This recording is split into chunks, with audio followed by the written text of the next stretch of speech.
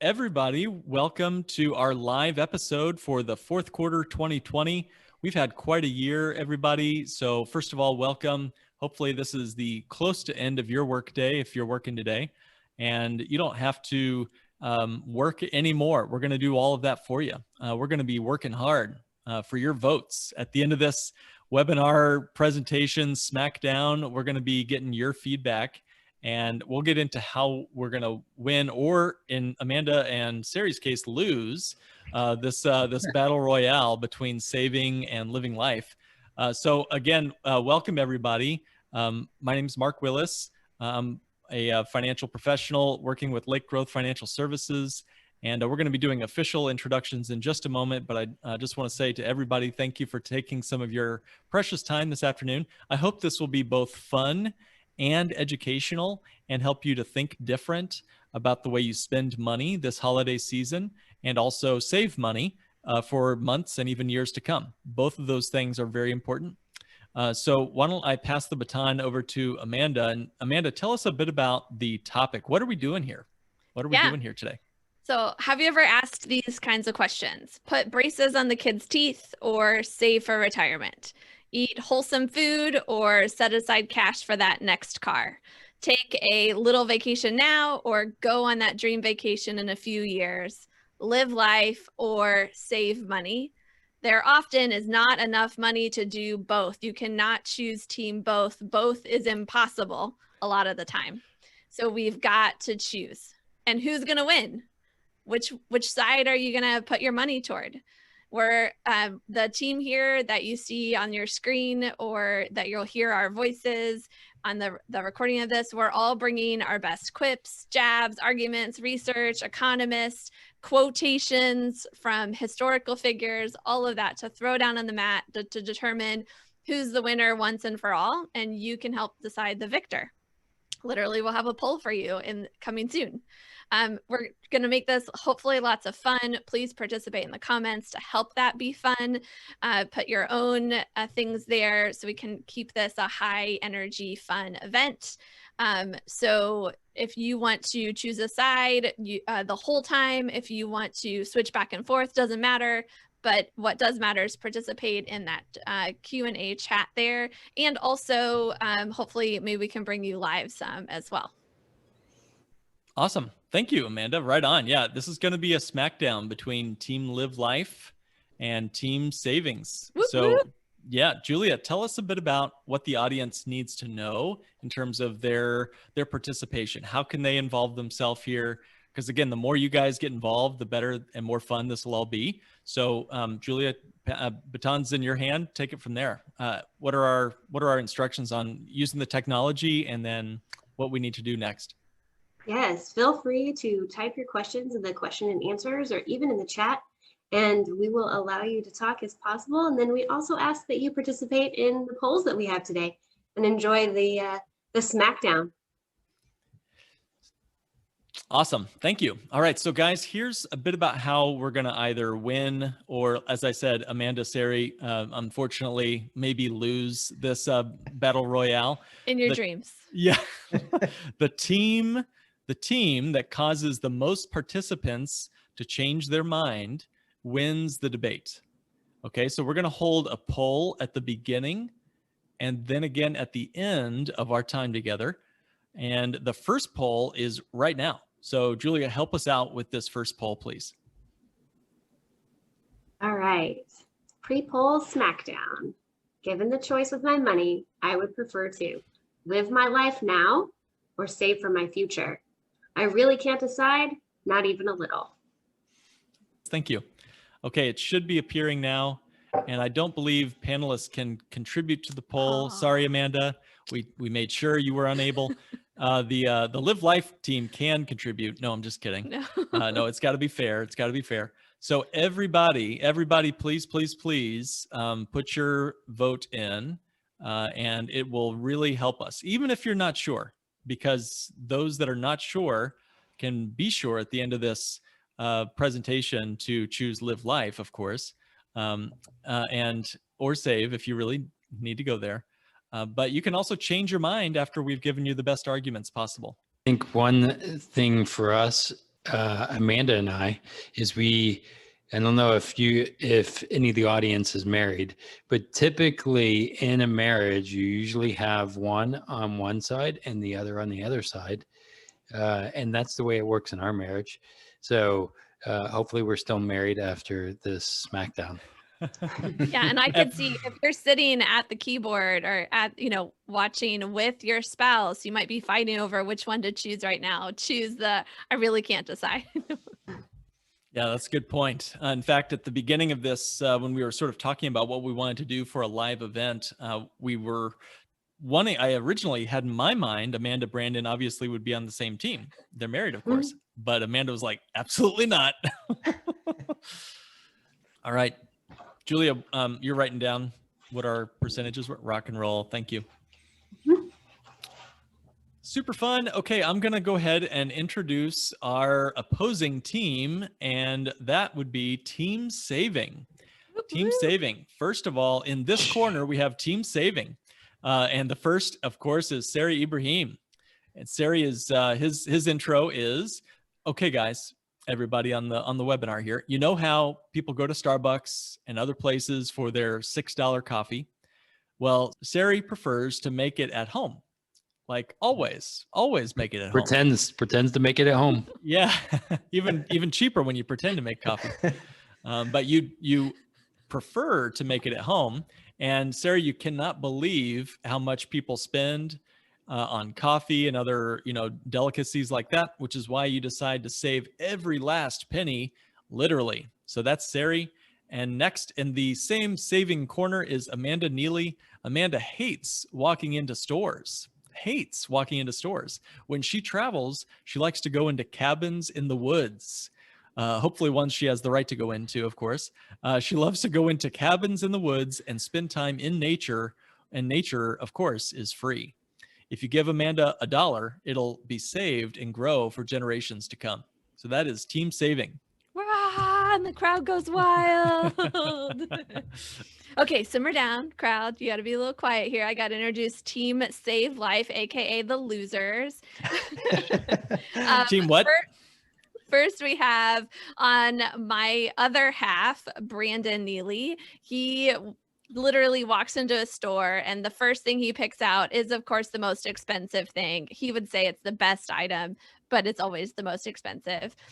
He definitely loves to travel and he wants to go to the most expensive places and spend the most amount of money. And if you gave him $1 right now, it would burn a hole in his pocket. Within approximately 3 days, it would be spent. And Amanda always says no to me all the time. Yeah, maybe that's why why he is the way he is. And then joining Brandon is his teammate Mark. For Mark, money is a thing to be enjoyed. Keep him and his buddy Brandon away from movie theater concessions if you can, particularly if it's a Marvel movie. They will be all into the popcorn and various treats. And there's never been a savings account Mark met that he didn't scoff at. Ooh, yeah, right on. Go team, live life. So thank you very much, Amanda. So guys, I guess I'll pass the baton back over to Julia. Julia, you're going to help sort of moderate this thing, keep us on track with time and everything else. So why don't I pass it off to you and we'll just roll with it. All right, we're going to get started. We're going to follow a standard debate format, and the first up. Wait, what's the standard debate? We can interrupt each other? No. She's got a mute button, man. That's right. No, we'll go 2 minutes on each side and 10 minutes on each side, and then we'll leave some time for a rebuttal. Are you guys ready? Ready. Let's do this. All right. Team Save Money. You have 2 minutes. Go. Kick us off, Sari. Okay, so definitely some things to consider. We are, it's either saving money or spending. For sure, we're saving because of people are in a lot of debt nowadays because they keep spending their money. So we want to avoid being in debt. The average American has $90,000 in total debt, from student loans to credit card debt to auto loans. We want to lower that number, of course. We want to save more money so that we were not put in a position to be in more debt. Of course, we want to take advantage of compound interest. We want to be able to, it's not about the money we make, it's about the money we keep, of course. And these things also affect, the long term too. We want to be able to keep money for the surprises, for the, forced retirement, for other things that we're not expecting to happen. And of course, for college savings, that's, something that goes into the debt part too. We want to have money for college for us and for our children and for the next generation. So of course, it's always going to be, saving. Yeah. And the thing about saving is that it impacts everything else in your life. I love the way the philosopher Edmund Burke said, if we command our wealth, we shall be rich and free. If our wealth commands us, we are poor indeed. And there is a freedom and a stress-free way of living life that comes from having money set aside for the long term, for emergencies, for those desires and opportunities. As the Will Rogers says, the quickest way to double your money is to fold it in half and put it back in your pocket. So that's, I mean, there's so many people that agree that it's all about, you got to save money to avoid stress. This is Warren Buffett, right? The god of what you should do with your money. He's all about, you got to set it aside. Time's up, Team Save. Thank you. Now we'll give 2 minutes to Team Spend. Brandon, you want to roll with it first? Yeah. So of course, I mean, like, here's the thing. You can't take any of that money with you. No matter where, it's about living life, like having those experiences now, because I mean, no, tomorrow we might not be around, right? So for me, I want to have those experiences now. I want to be able to enjoy my life now with my family, of course. And I don't really think about, saving it for later, for future me, or whatever you want to call it. And whatever. I think it's more about, hey, let's enjoy it. What do you think, Mark? Yeah, I mean, you're right. I'd say it's better to live rich than to die rich. Guys, there's no U-Haul coming behind your hearse. You're going to not be able to take this with you. Either you're going to spend the money and enjoy it yourself, enjoy that nice truck, enjoy the membership at the country club, enjoy that vacation to Paris, or you're saving all that money just to die and leave it to your kids. And guess what? Your kids, they're going to buy their nice truck, and they're going to get their country club, and they're going to get their vacation to Vegas or Paris or wherever they want to go. So it's better to live rich than to die rich.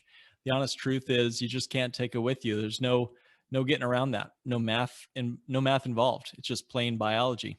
We're better off spending. Just look at nature and look at how nature works. That's the way it works, guys. So better to live rich than to die rich.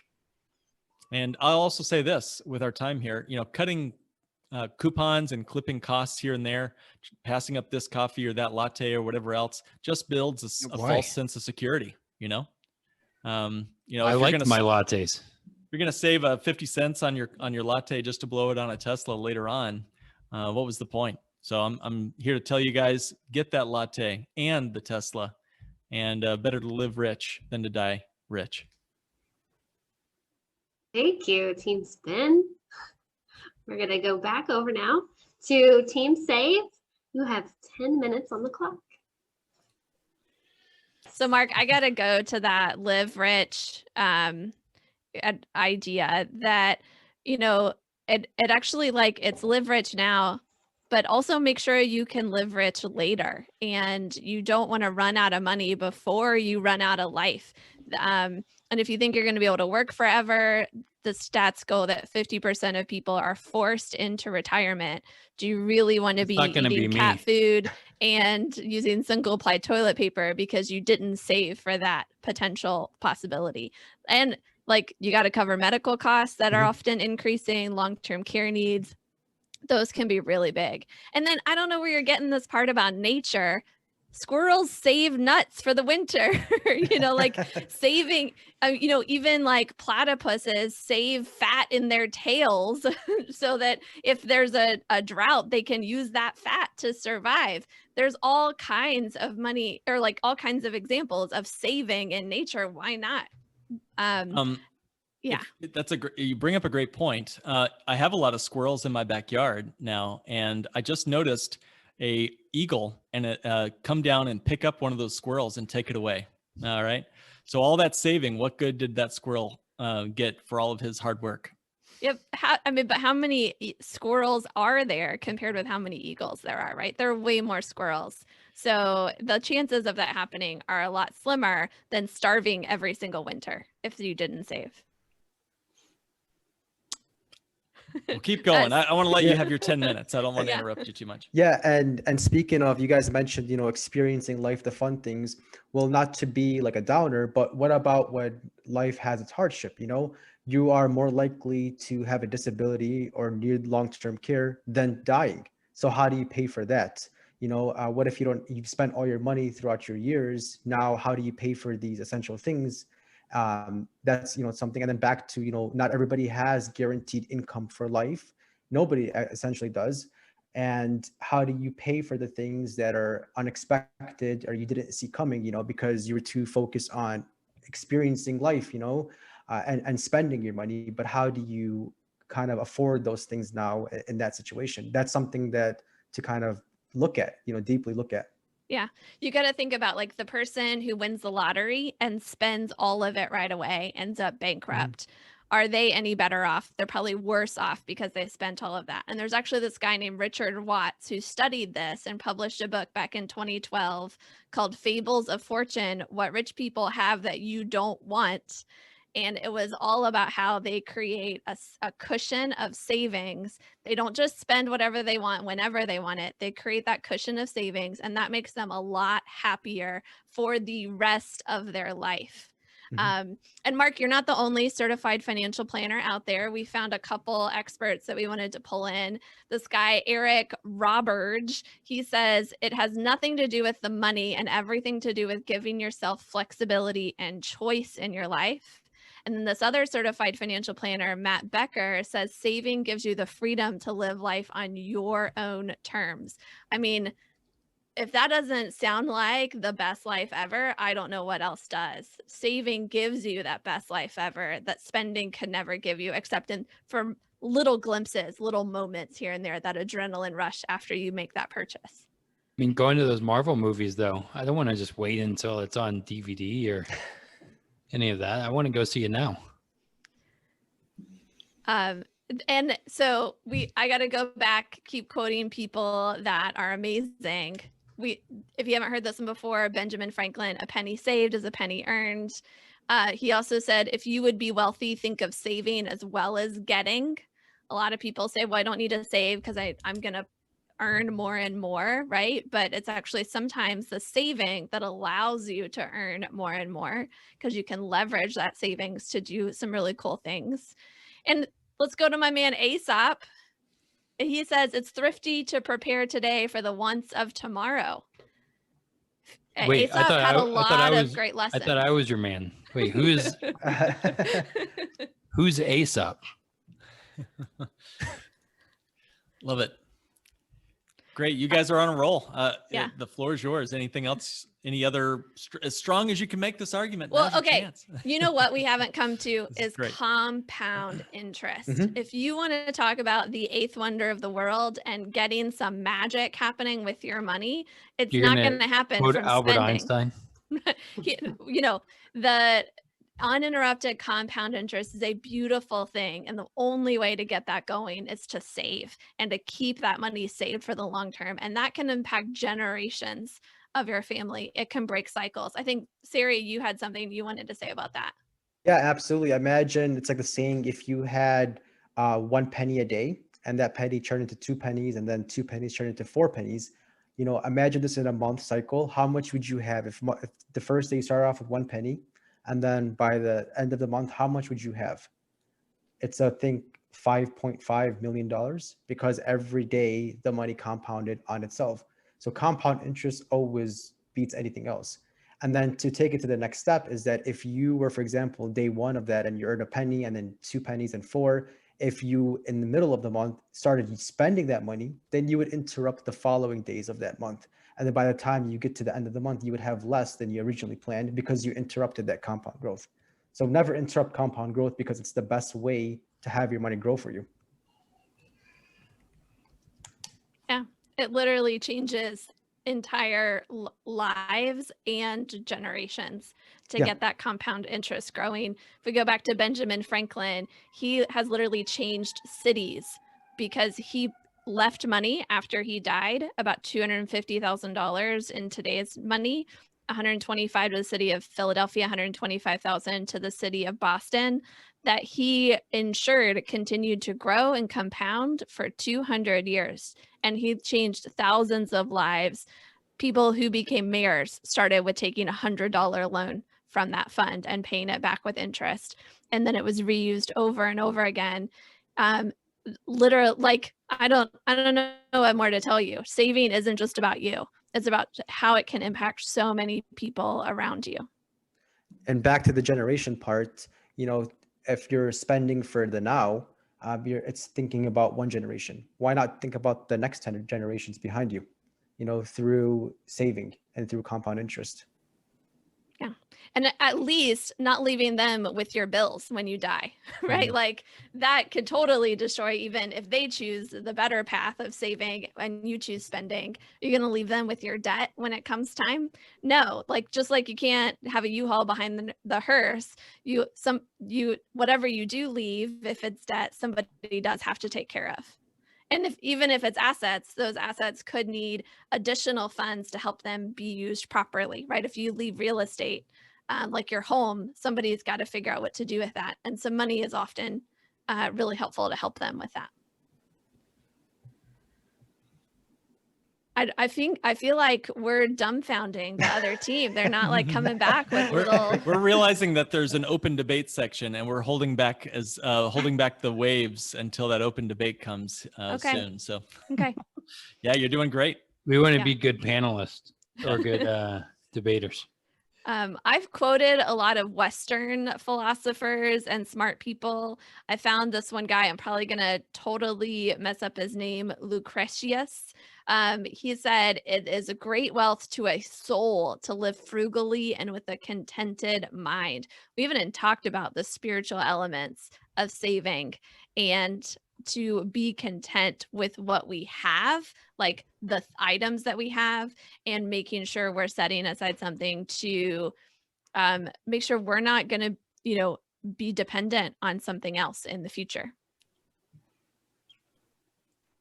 Yeah, absolutely. I think that money is the best sleeping aid. It helps you sleep well at night, having money and knowing you're not in debt and knowing that you have to, kind of come up with money to pay for whatever it is that you need, that you have the money. And also that, it's the best sleeping aid. And if you think about, what's the number one cause of a lot of diseases and a lot of problems, it's stress.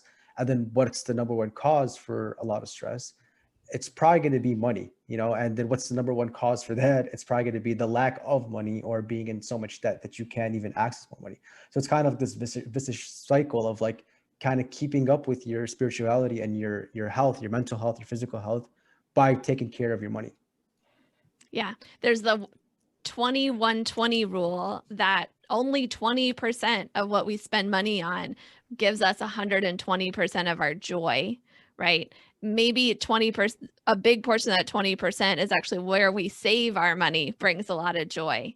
And then there's a whole 20%, the lattes, the silly stuff that we don't really need, that actually causes us stress overall when you really step back and look at it and you're not just feeling those endorphins. It doesn't cause me stress.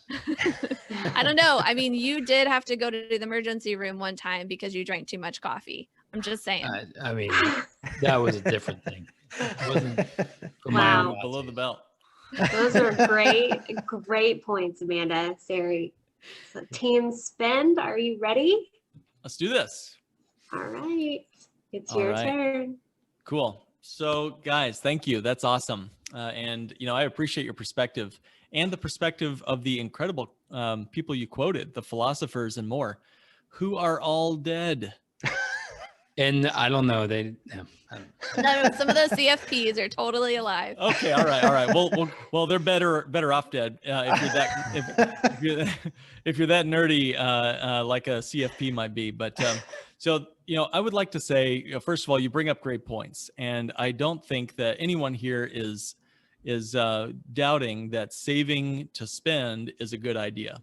I love saving to spend. I look forward to this next summer's vacations. And I mean, we're living in the greatest time of human history ever to be alive. And we have gadgets like smartphones, we have electric cars, we have global travel. And that takes a little bit of saving to get to that smartphone or to get to that trip to Greece or whatever it is you're trying to do post-pandemic, of course. So why pass up this very special moment that our ancestors would have just loved to spend money for the experiences that we get to enjoy on a regular basis now? I'm pretty sure Amanda has a smartphone and not a flip phone. Just saying. There you go. Or a landline. What are those? I don't know. Or a tin can. So the idea that it is our money for this moment. And why is money even a thing if it's not to be used and enjoyed and spent? Why do other people's greed or envy make us feel guilty in spending our own money? I think a lot of times it's just a matter of politics of envy a little bit. And if you have the money, you should be able to use it. No one else should be able to give you a should around your money. So that's something I'd say really need to focus and think carefully about. Why are we saving money? It's just to spend it. So really it's more of a conversation around timelines more than anything else. We can build up for that vacation in the future when global travel might not even be possible, depending on your vision of the future, or we can enjoy the memory now and then live and enjoy those experiences for a lifetime. As soon as I go on that trip to Greece, now I can talk about it with my spouse for the rest of our lives. Whereas if I wait till I'm 77 and now I've got some hip problems and now I can't really get out on the back of the yacht to see the wonderful skyline, I won't really be able to enjoy it, and I won't have many years left to talk about it. So spend that money today so you can enjoy a lifetime of pleasurable memories. I'd say also, go ahead. Oh, and I was going to say those memories, like I do have a goal of having my son visit 6 of 7 continents, not Antarctica. And I don't plan to wait until I'm 75 to have him visit those when I'm dead, but I want him to experience it with me now. So not just, and I plan on making those big experiences happen. So I'm all for that. Well, and you bring up a great point, Brandon. It's not just spending for yourself, it's spending for your son as well. We don't need to just spend money on ourselves. Let's spend money on other people, and our family is one. But what about charities? If we're saving, squirreling it away, as it were, what does that do to the causes that you care about the most? It feels better to give and to share than it does to save or receive, as the old saying goes. Yeah, those guys sound like Scrooge McDuck. Yeah. Larry and Amanda.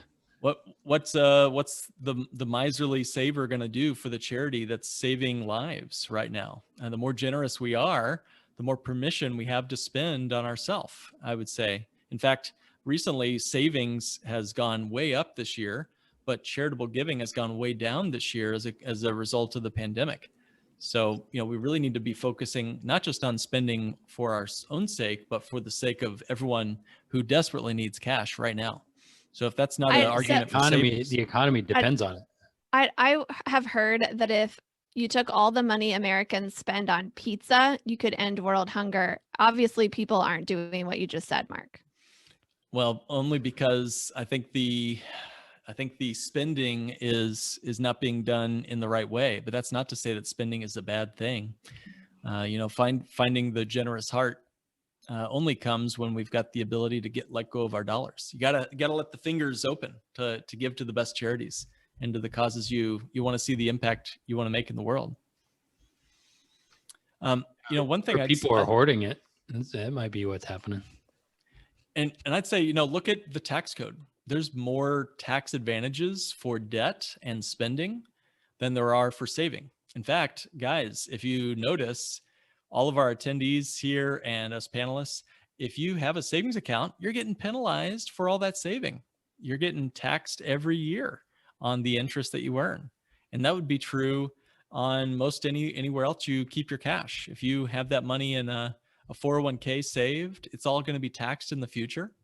What I want is freedom, and I want a stress-free way of life. And if I keep contributing to the local and current economy by spending my dollars, oh my goodness, we've got flexibility and choice. The very thing that you said you have if you save. Well, you don't have much flexibility and choice if you can't spend any of your money right now. So I get my flexibility and my choice today. Like you said, Brandon, I want to see that Marvel movie in the theaters, not when it's, in a dusty box at the dollar store 50 years from now. So one last thing, and then I'll hush. Compound interest, you brought that up. That's interesting. If you gave me the choice between $5 million up front or a penny a day doubled for 30 days, of course, we all know the math works out where you get 5.3 million at the 30th day, on the 30th day. But what about on the 29th day? On the 29th day, the penny a day guy only has like 2.1 million. And I've been sitting on my $5 million spending it and enjoying it for 29 whole days. So it's very interesting how compound interest is slow and boring for 29 days. And the $5 million guy is way out ahead up until day 30. Now, what if you don't make it to day 30? Or what if the dollar crashes on the 30th day and it's worthless to you? The guy who had his money and spent it is way happier. He's living in a nice mansion, an asset that he can provide shelter to his family. But if your money's just saved, oh my goodness, you lost it. You lost it. So I'm over my little hump here. Brandon, what would you want to add to these incredible and smart, intelligent arguments for spending cash? Well, and I would go into saying that dollar, how much is the dollar worth now? And do we think it's going to be worth less later? So saving, and you have less money because you've saved it. Maybe that's not the best, smartest idea. Like, spend it while it's higher than whenever it's worth less than worth more. I don't know. Just logical to me. Speaking of logical, there are literally hundreds of billions of dollars. $771 billion was given out last year in 2019 to families in need. And if you're not receiving those benefits, then you're the one paying for them. And, whether it's Medicaid or SNAP or SSI, housing allowance, Pell Grants, child nutrition, Head Start, WIC, childcare, if you've got your money saved up in a 529 for college, for example, a college savings account for your child, then you go up to the financial aid office and you say, hey, here's my kiddo. She's ready for college now. How much in grants and scholarships could you give us? Well, that financial aid office is going to look at your kid. They're then going to look at your net worth of all the wonderful saving you've done, and they're going to stamp $0 on the financial aid package and ask for the next person to come up behind you in line who didn't save, who spent all their money, and the college is going to reward them all the grants and scholarships that your child didn't get. By spending money, you get access to more financial assistance that somebody else had to save up for. So it's a matter of just deciding, do you want to be the one to pay for those benefits, or do you want to be the one to receive them? I'm all for receiving them. Come on. Yeah. Yeah. What's the old phrase? If you don't know who the sucker at the poker table is, it's probably you. Did we make our case, Brandon? Anything else you want to add? I mean, I just want to ask, how many people, how many millionaires do you know that have become rich by putting their money in a savings account? I'll go ahead and put the number up on the board here. 0. That's great. That's awesome. Well, those are some really great points, guys. We are to the next session, and that is the open floor debate, where you are welcome to go back and forth, and we will take questions from our attendees as well. I got to say something about taxes. So Mark, you mentioned about how savings can get taxed if you're being like silly about your savings and not saving and taxed never type of vehicles where you get all the taxes out of the way. You don't have to worry about them again. But one thing interesting, whenever you spend, there's a thing called sales tax that you have to pay every single time you spend, and that gets charged on top of the item that you paid for.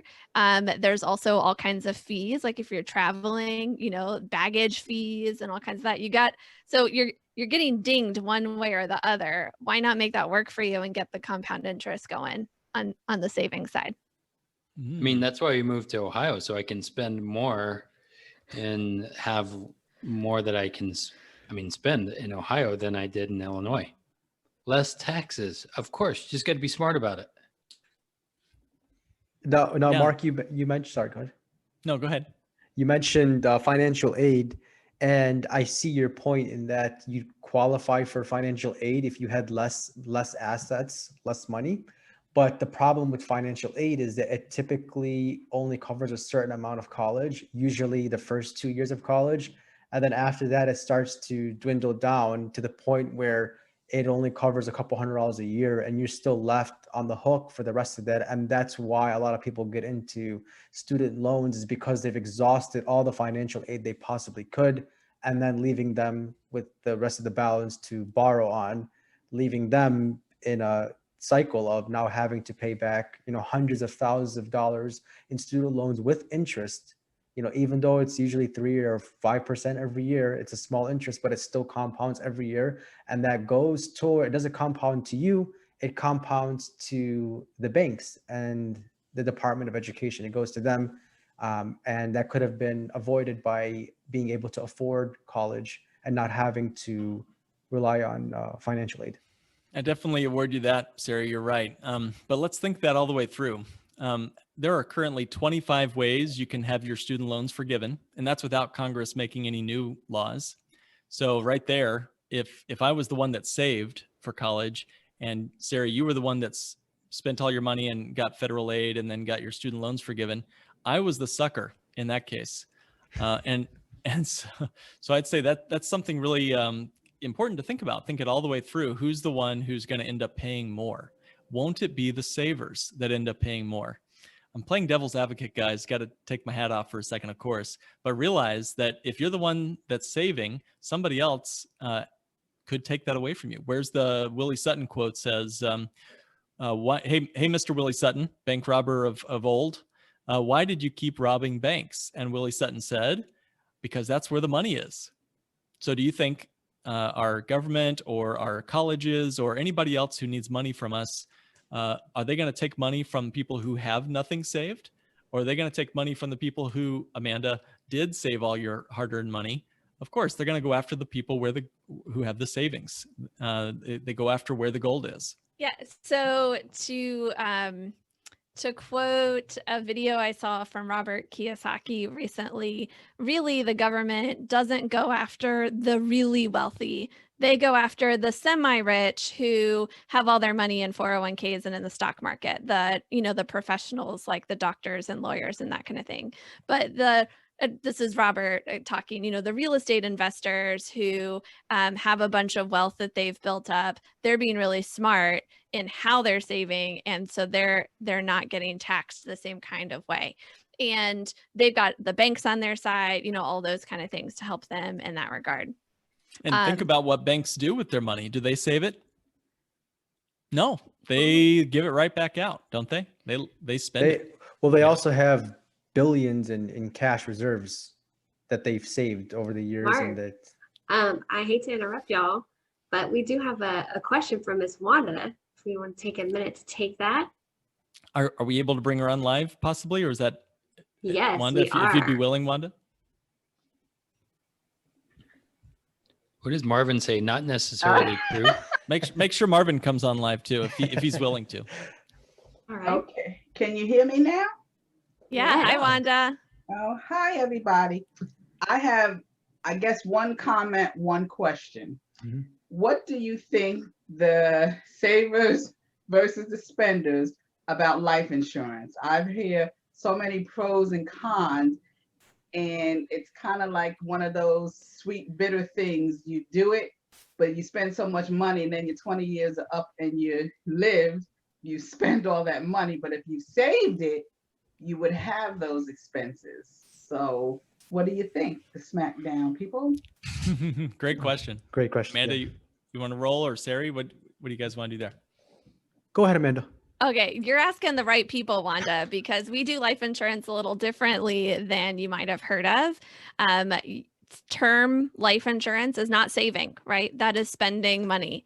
But there is a kind of life insurance that is called whole life insurance that builds a cash value that is like a savings vehicle. And there are people, I think 4 of us at least on this call, who use it that way. We have whole life insurance policies that are protection for our family in case something happens to us too young or too old or whenever, and it's there for our whole life. But it also has that cash value that acts like our savings that we can tap into when we need it or want it to do the things of life. But since we're using the kind of companies that we use, we're using this thing that we call bank on yourself, it actually continues to get that uninterrupted compound growth even when we use it for those things of life. Like And vacations. and can to still Ireland. if we something happens on that vacation, still leaves that death benefit for our family, to even though we took out a bunch of cash to go on that vacation or whatever it is. So in that way, life insurance, if you go the term route, you would be more on team live life, because term is really allows you to live your life and pay that really small premium and forget about what happens in 20 or 30 years when that term is over. Whereas if you like that idea of whole life insurance, it's there for your whole life and builds up a cash value, then you're on team save. And you're saving for longer, but you're keeping it accessible for when you need it, whether that's in 5 years, 10 years, or whenever. And you're protecting your family and leaving that legacy at the same time. So Wanda, if that that's kind of where I land on it. Brandon, Mark, do you want to jump in on that? Yeah, if only there was a way we could spend money and still have it save and grow. We'll have to wait till the end of our episode here to kind of talk more, but yeah, that would be a really cool way to resolve this. I see some other people's hands up though. That's a great question, Wanda. Yeah. Okay, and just a comment on what you said too, Mark, with the college. I didn't realize you said there was 25 ways that the government forgives you for college, and I've only heard about, the few. If you're a teacher, you worked for 10 years, or if you work for a non-for-profit for so many years. I'm going to have to look into that for some of the students that I work with to find some of the 25 ways, because that's very stressful for not only the youth. You have some 50-year-olds dealing with debt because they went to college later. How do you handle that? So thank you for that. And bye-bye. Without bye, I'm going to close my mic and let the next person go. Wanda, that's great. You. Yeah. Thank you. And Wanda, if you're talking to younger kids, just make sure they know that those programs can go away at any time. The rules can be changed. You have to be really careful depending on those for future loans. Yeah, and partly it could be they have to go into like a STEM field, like a science or something. I think if you move to Nebraska, they'll pay you $5,000 just to move there.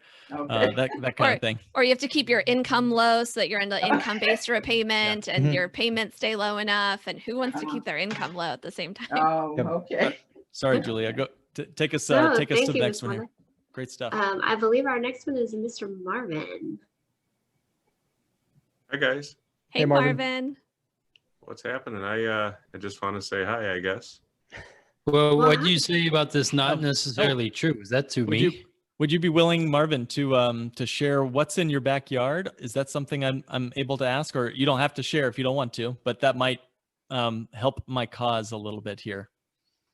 Okay. Well, what's in my backyard is a newly constructed yet not approved by the city in-ground swimming pool that has been under construction for approximately 6 months. It's gonna do you a lot of good this winter. Funny you should mention that. It was supposed to be done sometime in August, but as he, the guy who's project managing the thing, not me, the actual guy who should have, has been delaying and delaying and delaying. I've decided to have a New Year's Eve party in Michigan and make it a pool party. So that's really happening. Wow.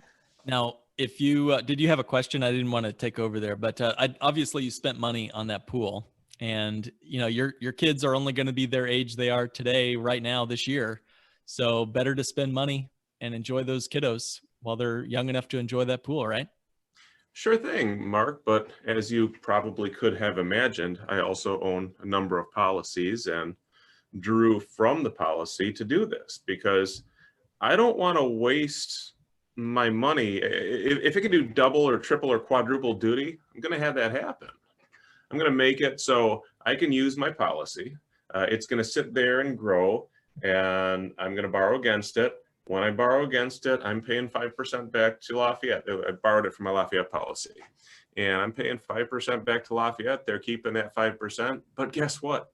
All of my money hasn't been touched, and it's earning roughly the same. So what is my cost of that? Man, it's great. Team spend. So just I'll be Team waiting save. for the invitation to that pool party, my friend. You guys are all invited. Just come on to Michigan. Well, thank you, Marvin. I believe next up is Jonathan. Hello, everybody. Hey, Jonathan. Very interesting topic here, and I like how it's swaying both ways, playing, as you say, the devil's advocate on and stuff. But the question would be, so if you have whole cash policy as your savings, and yet you have your bank account as a savings, you're averaging more percentage on the whole cash value than you would from the bank. Is that correct? Typically, yes. So if I were to borrow against my whole cash policy for build a swimming pool, so if I want to do something to build a swimming pool, take that money out, and I'm still paying my premiums, but I'm paying my premiums on whatever the value was, say a $500,000 policy. So I'm still paying the value on the $500,000, even though that's not what's actually in the account. Is that correct? So let's say you had $50,000 in cash value in your policy, in your whole life policy. Let's set aside premiums from now, but let's just say you had $50,000 in cash value in the whole life policy. Mhm. And it was I don't know how much a swimming pool costs, but let's just say it costs $20,000. I know, just a rough estimate. Right. Okay. You would borrow $20,000 from the insurance company, leveraging your $50,000 as cash value. So now you pay 5% simple interest to the insurance company at $20,000. But your $50,000 keeps earning compound interest, typically 5% every year, which means that you're going to earn more in the policy than you would spend using cash. In other words, the cost of capital is cheaper to use your policy than it would be to use cash for the swimming pool. But isn't it cost the And premium? if you're, Go ahead, Lana. sorry, Jonathan, if your death benefit was $500,000 before you took that $20,000 out, you take that $20,000, you build a swimming pool, and God forbid something happens, your family would still get the $500,000 minus the loan, so about $470,000 still as the death benefit. Okay. So dealing with the policies, because I know everybody goes to term policy because I'm just saying it's cheaper than the whole cash value. But is the whole cash value, does that increase as you age like the term policies do, or does it lock in at whatever rate you get the policy at? The best policies, you'll see your death benefit increasing and your cash value increasing every single year. Both increase. Yeah. Okay. I don't like all the savings talk we're talking about here. Woo, woo. I want to get back to I wanna get back spend. to spending. Yeah. Well, that's why I want to figure out how to borrow that money. There you go. Awesome. So you're saying borrow the money, it's better to borrow the money from your whole cash policy than it would be to take out a loan from a bank or use a credit card Or even cash. or even cash. Yes. Huh. We're going to get back to more of this at the end of this here in about Oh. 10, 15 minutes, I guess, Jonathan. Is that okay if we'll wrap up and give a little bit of clarity on that as well, if that makes All sense? right, I stand down. Thank you. No, that's great you. stuff. Great question. And I'm glad that you're asking because we are forced between a rock and a hard place with saving or spending, aren't we? So great stuff. Yeah. I'm curious if we have any business owners or entrepreneurs in the audience today. And I'm going to give Brandon a little hat tip of something that you might think about if you own a business or a side hustle in terms of the value of spending rather than saving. So are you saying like I would use the money that I've saved for growing my business? Oh yeah, all day long. I mean, Yeah. Brandon, yeah. So like in your coffee business back in the day, would money sitting souring in a savings account do better, or would, inventory, coffee beans, coffee cups, scones on the plate, Marketing wouldn't that be experts. marketing? All Yeah, that talk about a makes great sense. rate of return. So thanks All for right, teeing that up for us, guys. Amanda. Well, it's time to move into the last part of the debate, your closing statements. Team Save, you have 2 minutes. Yeah, I don't like that we are going first here because then the team spend gets the last word. But I You think got the we've done a opening word. good. I think we've done a really good job of making our case. One thing that you might think about is what you expect for your future. Now, I don't know about you, but I expect to live a full life when I'm 80, 90 years old. I expect there to be better smartphones. I expect there to be even more convenient travel arrangements, right? A jet that goes faster or something like that. Maybe I even get to go to the moon at that point. I want to make sure that I'm able to live my life really well then. And I know people that plan to be running marathons in their hundreds, right? Why not aim for something like that? Why not set aside funds so that you can make sure that you're able to live the life you want, not just whatever the handouts you can get are at that time? Sari, what would you add to that? Yeah, well said. I can't even really add to that. That was well said. And yeah, just like back to the beginning of this is you never know what's going to happen, but when you have the savings, when you have the cash in hand, you could do a lot more than the opposite, than having to kind of figure out how you're going to afford what it is that you want in life, and even worse, borrow to be in more debt. So yeah, having the money is definitely the best sleeping aid. It's the best. It's the most stress relief you can get. The best stress reliever. So yeah, definitely. All right, thank you both. Team Spend, are you ready for your closing statements? Yeah, I think we've made the case, guys, that You only live once. Yeah, you only live Yoli. once. Yeah, YOLO. Yeah. YOLO. And by the way, I want an abundant life too, Amanda. I think we're all in agreement there. We want that abundance, and we don't want to scrimp or save, huh? In fact, Social Security grows with inflation, just like smartphones get better. So does our Social Security benefit. And the longer the more we save, the more we'll be taxing our Social Security benefit when we get into our 80s or 70s. Most people don't realize that if you've saved and become the 401k millionaire, then that money counts against your Social Security benefit, which will be a lot more valuable in the future if you count for inflation and the cost of living adjustments on Social Security. Now, some people might say, well, Mark, there's not going to be a Social Security in the future. And I would actually say, yes, there is. And there's 65 million reasons why. And they're called today's seniors. How many seniors are going to vote their Social Security out of existence? I don't know of too many who will. So my bet is that there will be a Social Security. And if I am a saver, I'm actually penalizing myself when I go to spend that money in retirement, because I'm being taxed. Guys, you can have your Social Security benefit taxed up to 85% of your Social Security benefit could be exposed to taxation. That is a tremendous downside to saving. So I want abundance today. I want that swimming pool. Marvin, I want your swimming pool in my backyard, my friend. That sounds exciting. My little girl's only going to be a little girl for so long. So let's get that swimming pool. Let's get that Disney World trip. Because like I said at the beginning, better to live rich than to die rich. Brandon, what would you add? I mean, I don't think I really have to say much.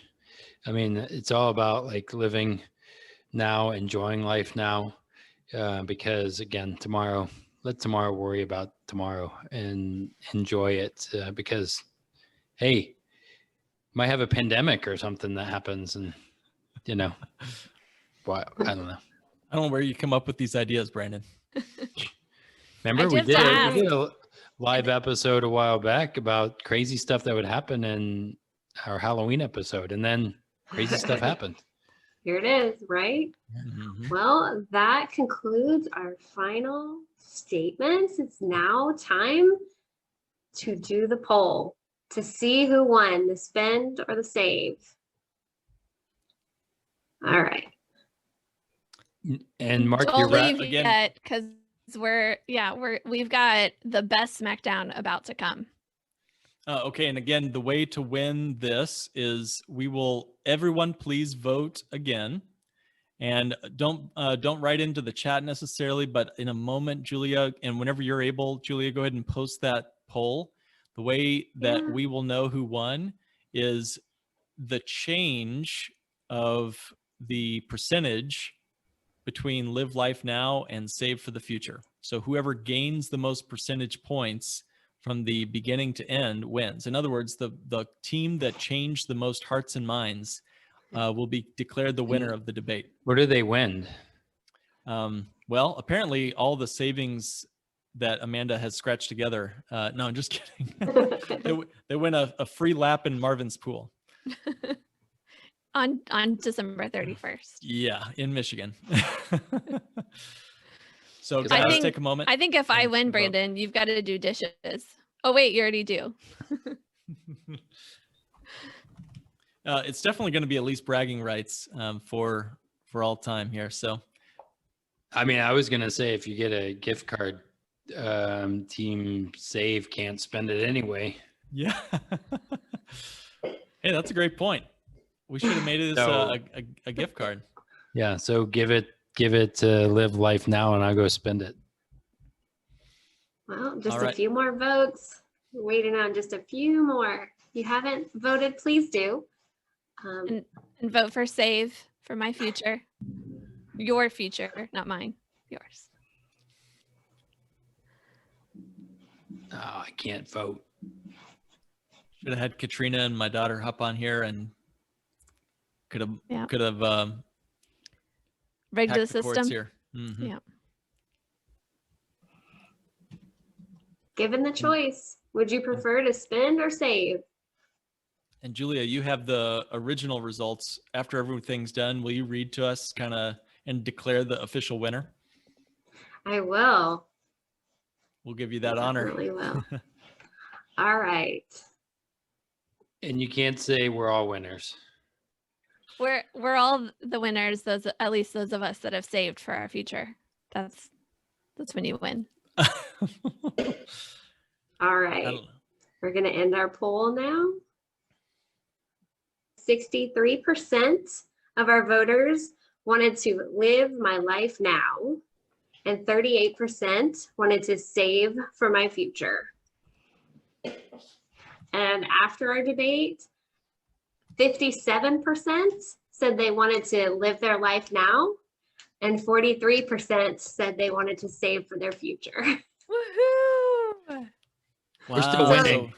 You're It still sounds winning. to me like we have a great group of people who want the best of both worlds. They see the plus side on both sides. So Julia, you got to declare an actual winner here, though. Who won this debate according to the percentages? Looks like Team Save went up by Yes. by 5 percentage points, and Team Live dropped by. Yep. 6 percentage Wow. points. Mhm. So Team Save is the declared winner. Thank Way to you. go, guys. Thank you. Yeah. Team Congratulations. Save Hey, is that's a close one, as close as a presidential debate. Very close. Yeah. So I think Team more Save- people I demand a switch sides recount. though. Recount. You demand a recount. I think what we've talked about today, though, really kind of shows us the best of both worlds. Being able to save and spend while we save. Yeah, that's a great segue, Julia. Thank you. Yeah, so Team Save is officially our winner. Congratulations to you guys. I know when I've been beaten. So we hope that you will start a college fund for my daughter. Thank you for that. As Team Save, and we will happily spend it. But where do we go from here? Guys, is there any way to resolve the conflict between saving and spending? Anyone want to help wrap us up here? So definitely to kind of figure out a way to do both, to save your money, grow it, but still have access to it, to live life and kind of in a balanced approach. And there is one way to do that. And it's through what we all do. It's through typically a bank on yourself type whole life policy, structured the right way. And I'll kind of let you guys finish, but that's pretty much how we can kind of combine these together, how we could save and spend at the same time, not necessarily having to choose either or, but to kind of live life in a balanced way.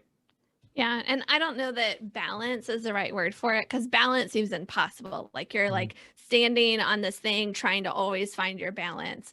I think of it more as abundance. It's both and, because if you try to, aim for balance, you're going to end up with a lousy retirement and with visits to a cheap hotel rather than doing your best vacation, taking that trip of a lifetime and being able to live on way more than just Social Security in retirement. And that's the kind of choice that we're making. And sometimes that feels impossible, but if we really step and think about it, it's the balance that's impossible, right? But if we can have that vehicle that we can save consistently in, know that our money is safe and there for us, and then we can choose to go live life and make a plan for before we spend that, how we're going to save back for that next trip, right? Or for making sure the money we spent going to Disneyland is also there for us for retirement, and be smart about it. We can't have our cake and eat it too, but we can have our cake and then we can build a new cake, right? So that we can have another cake later. So that's, a lot of people think that that's probably too good to be true, but you can imagine, you make a cake, you eat it, you make another cake, you eat that one, right? You don't have to just live on rice and beans your whole life. So true. But what if the rice and beans are good? Right. Like really good rice and beans with some sausage in there. They're like, that's amazing. But a lot of people have asked questions about this. How can you live abundantly between saving and spending at the same time? How can you build wealth even as you're spending cash for the things you need in life? Now, nobody's saying, nobody without our hats on, I guess, our debate hats on, are saying to spend money like a drunken sailor. No, we're saying we've all got to spend money in life: cars, medical emergencies, down payments on house, kids' college, whatever. So what's the right way to make the purchase? If I may, let me whiteboard this for 3-5 minutes as we wrap up here, guys. So as you can see, hopefully you see a little whiteboard on my screen here. And I want to kind of, oh, right on. Good. Thank you. I want to kind of design this as best I can with a little black line going across the middle of the screen. And imagine this is time. And up here is positive net worth. Down here is a negative net worth. And we all start at 0 as we start life, right? You're born naked as you came and you can't take it with you. So we all start and stop at the same points. But what if you need money today, but you didn't save? If you didn't save and you need that car like this afternoon, the only way to get that car this afternoon is to go get debt. a credit card. There you go, credit card or car loan. And then 30 days later, what's happening? They're calling you for a monthly payment, right? So now you're on this staircase, climbing and crawling and scratching your way back up to the top. That's the debt staircase. And right here is where we call up Mr. Dave Ramsey or somebody else and scream, I'm debt free. But are you really any better off? No, you're actually like 5 years older and you have nothing saved. And now the car is starting to make noises. The kids are kicking you in the back. And so you go get a bigger car and you're on another hamster wheel for another couple of years, scratching your way back up to net zero. This is the way that spending happens for the vast majority of Americans.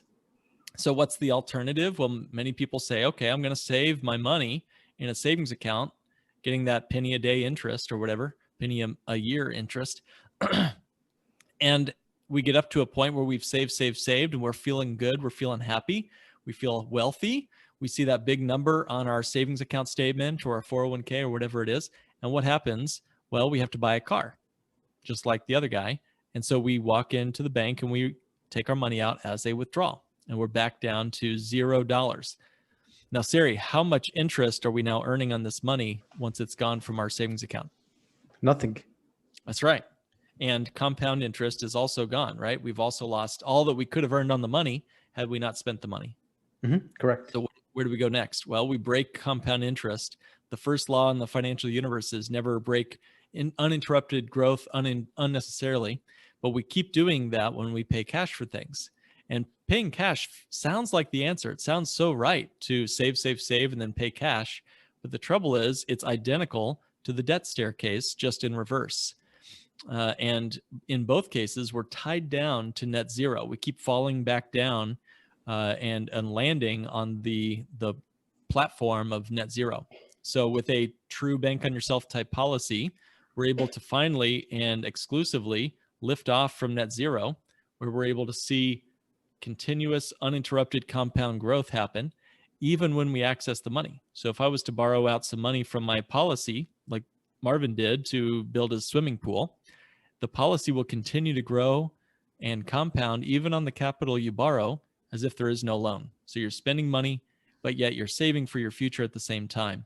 And as you make those payments, you're making a payment back to a policy through a company that you're a co-owner of as a mutual life insurance company. It's the only financial asset in the universe I've been able to find, and all of us, I think, have been able to find, that give you the ability to let your money do two things at once with these kind of guarantees.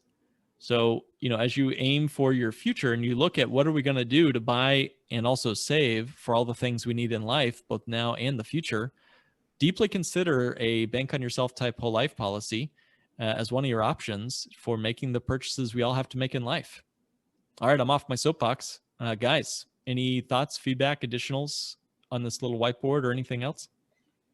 The one place I would send people is back to a previous live episode we did about the debt snowbank method that you've trademarked, Mark, that you don't have to wait until you're able to save, right? Until you've paid off all of your debt to start this, right? You don't have to be at net zero to start. You can, if you are able to pay extra on your debt, there's a really fun way to build that savings even while you get out of debt. And sorry, I didn't look up the number of that episode. Maybe we can send that link out later or something. But just search on YouTube for the debt snowbank method. I'm sure that would come up on YouTube. Yeah. And then basically I share that to say, don't disqualify yourself. Lots of people don't think that they're ready for one of these policies because they don't have all their ducks in a row or they're not saving regularly already. There are fun ways to get started on that kind of wealth accumulator scenario, the red lines, if you're seeing the screen, without having to have all the ducks in the row first or be completely out of debt. Yeah, definitely. And to take it a step further, this policy, because I started my own policy too. I started putting in $300 a month, and doing that not only is just building a bank on yourself type whole life policy, but it's also helped me kind of build a discipline for saving, something that I've kind of struggled with. But having that monthly recurring payment every month kind of is like almost forcing me to save. So this is something definitely that can help you grow, so that way you can start financing, everything that you want to finance. So it's a good blend between kind of forced saving, but also having liquid cash whenever you need it. So it's like I think, in my opinion, the best of both worlds. Are you saying we can kumbaya now? I was just going to say, I look at our cash value and I say, oh, what can I spend on it? Sometimes, and say, oh, look, this is what we can use. We're going to go buy a car or this, and so I kind of like going back to the spender, looking at it and saying, oh, look, this is what I got. And I know with good certainty it's there. Hey, good point, Brandon. You're right. So, even with these policies, you can still rip all the money out and not pay it back and be a ruthless spender or a miserly saver. So you have to find the right balance, and that still takes good discipline, good personalities, good conversations between spouses to decide when is it time to spend on that pool versus save for kids' college. And we did create a budgeting tool for your bank on yourself type policies. If you'd like to learn more about that, reach out to us. All right. Well, guys, thank you all for joining us for this live episode of NYAFP, Not Your Average Financial Podcast, helping you think different about saving money, living your best life now, and your future.